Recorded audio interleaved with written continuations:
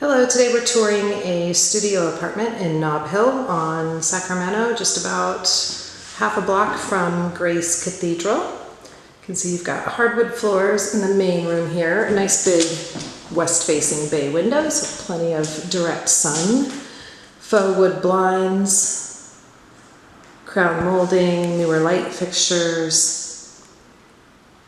extra large walk-in closet. We'll check that out. Let's first take a look at the kitchen with that classic checkerboard floor, black granite countertop, stainless steel appliances, including a mini dishwasher. So space here, you could put a small table, maybe a bar table or butcher block, something like that. Gas range, plenty of cabinet space for a studio apartment. Let's check out that large walk-in closet. There's even room here if you wanted to maybe keep a dresser in here.